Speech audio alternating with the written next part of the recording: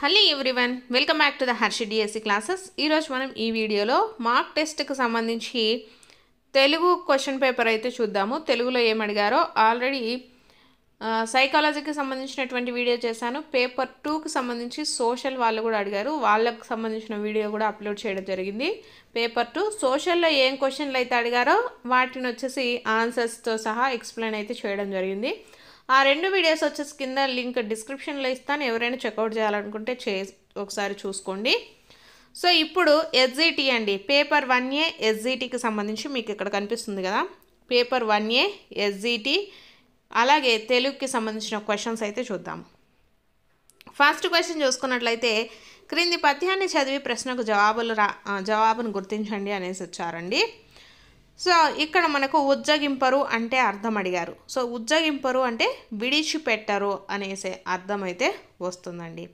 Next ఇందులో అడిగినటువంటి second question, ఆరంభించి విడిచిపెట్టే వాళ్ళు ఎవరు అనేసి వచ్చారు.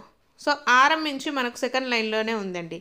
ఆరంభించి విడిచిపెట్టే వాళ్ళు ఎవరు అంటే మధ్యములండి. Option 2 correct.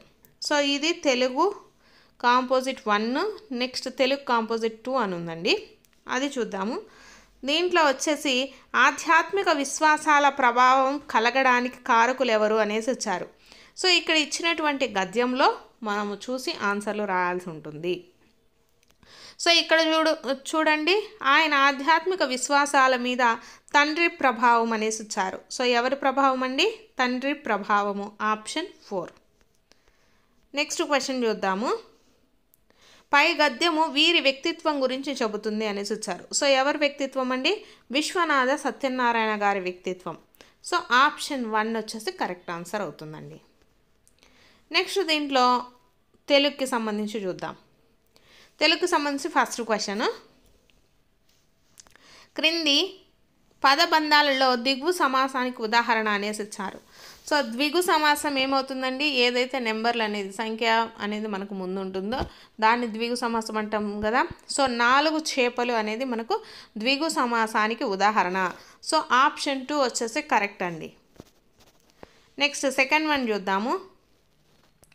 పరుష సరళాలు కాకుండా మిగిలిన హల్లులను ఇలా పిలుస్తారు అనేసి వచ్చారండి.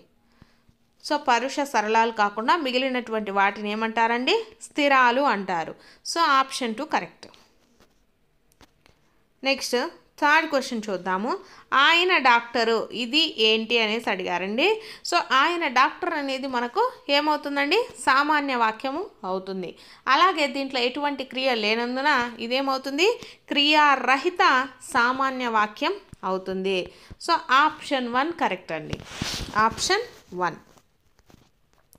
నెక్స్ట్ క్వశ్చన్ చూద్దాము. చదవని వాడంగుండగు పద్య రచయిత ఎవరు అనేసి వచ్చారు. సో ఈ పద్యాన్ని రచించింది ఎవరు అంటే భర్తృహరి అండి. నెక్స్ట్ క్వశ్చన్, సెజ్జ అను పదానికి ప్రకృతి అడిగారు. సెజ్జ అనేది వికృతి అండి. సో ఈ పదానికి ప్రకృతి వచ్చేసి శయ్య. Option 4 correct. నెక్స్ట్ క్వశ్చన్ చూద్దాము. శివాజీ ఎర్రబడిన కన్నులతో, అదిరిపడే పై పెదవితో, కదలాడే కనుబొమ్మ ముడితో హూంకరిస్తున్నాడు. ఇందులో అలంకారము అనేసి అడిగారు. ఇక్కడ శివాజీ యొక్క స్వభావం గురించి చెప్తూ ఉన్నారు కాబట్టి, అతని యొక్క స్వభావాన్ని గుణాలను గురించి చెప్తున్నారు కాబట్టి ఇది ఏంటిదండి? స్వభావోక్తి అలంకారం అవుతుంది. ఆప్షన్ 1 వచ్చేసి కరెక్ట్ అండి. నెక్స్ట్ క్వశ్చన్ చూద్దాము. ప, ఫ, బ, భ, మ అనే అక్షరాలు అనేసి వచ్చారండి. సో వీటిని ఏమంటారండి? ఓష్టములు అంటారు. ప, ఫ, బ, భ, మ ఇవి ఓష్టములండి. ఆప్షన్ 3. నెక్స్ట్ క్వశ్చన్, జరగబోయే పనిని గురించి తెలియజేసేది ఏ కాలం అండి?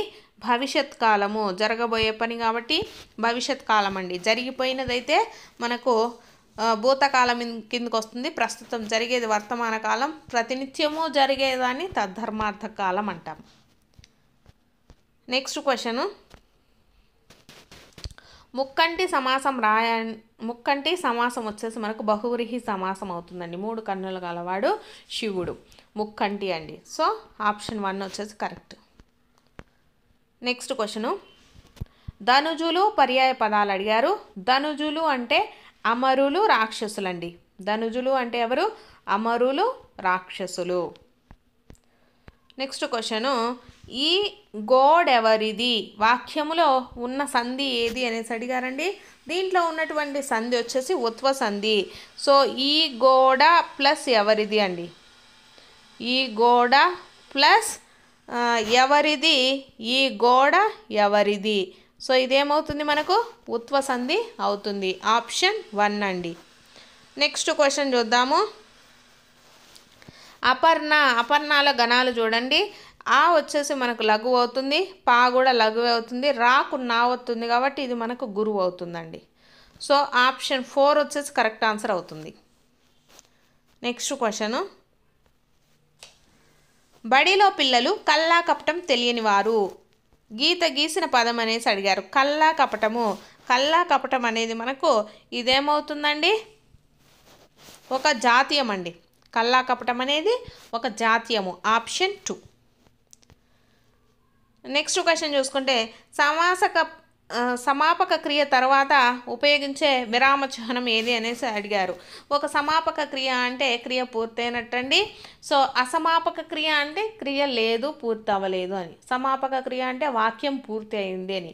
సో పూర్తి అయినప్పుడు మనము ఏం వాడతామండి? పులి స్టాప్ లేదా వాక్యాంత బిందువును వాడతాము. Option 1 is the right answer. Next question, భీముడు బండరాయిని అవలీలగా ఎత్తెను, గీత గీసిన పదం అవలీలగా అనేసి చెప్పారు. సో ఇది మనకు దేన్ని తెలియజేస్తుందంటే విశేషణాన్ని తెలియజేస్తుందండి. అంటే అవలీలగా ఎత్తడం అనేది మనకు ఒక విశేషణమే కాబట్టి విశేషణం కిందికే వస్తుంది. Option 2 is the correct answer. Next question, కొండవాగు పాఠ్యభాగం యొక్క ఇతివృత్తం అడిగారు. ఇది వచ్చేసి ప్రకృతి వర్ణనకు సంబంధించిందండి.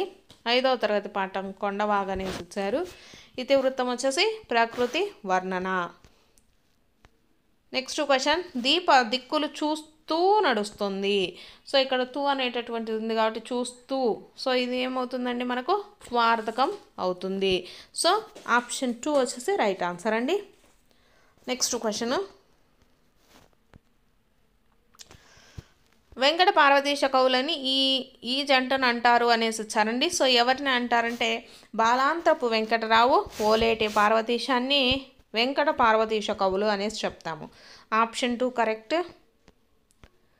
నెక్స్ట్ వన్ వచ్చేసి ఉప్పరము. ఉప్పరము అంటే పర్యాయ పదం అడిగారు. ఉప్పరము అంటే ఆకాశం అండి. ఆకాశానికి పర్యాయ పదాలు ఉప్పరం కూడా వస్తుంది కాబట్టి ఆకాశం is the correct answer. Next question, పగ ప్లస్ ఆడగించు ఏమవుతుందండి? మనకు పగడగించు. సో ఇది చూసుకున్నట్లయితే మనకు దీన్ని కలిపి రాస్తే పగడగించు అవుతుందండి. ఇది మనకు ఉకార సంధి కిందికి వస్తుంది. ఆప్షన్ 1 వచ్చేసి కరెక్ట్ అండి. సో అంతవరకు మనకు తెలుగుకి సంబంధించి 20 క్వశ్చన్స్. నెక్స్ట్ మనకు చూసుకున్నట్లయితే తెలుగు మెథడాలజీకి సంబంధించిన క్వశ్చన్స్ ఇచ్చారండి. తెలుగు మెథడాలజీలో ఫస్ట్ క్వశ్చన్, ఇచ్చిన సమాధానాల నుండి సరి అయిన సమాధానాన్ని ఎంచుకునే ప్రశ్నల్ని ఏమంటాము? మల్టిపుల్ చాయిస్ క్వశ్చన్స్ అండి. సో మల్టిపుల్ చాయిస్ క్వశ్చన్ ఏమంటాం మనము? లక్ష్యాత్మక ప్రశ్నలు అంటాము. సో ఆప్షన్ 1 వచ్చేసి కరెక్ట్ ఆన్సర్.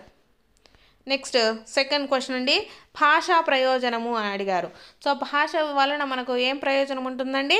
మానవుని యొక్క సర్వతోముఖ వికాసానికి ఈ భాష అనేది ఉపయోగపడుతుంది. కాబట్టి ఏంటిదండి కరెక్ట్ ఆన్సర్? ఆప్షన్ 3.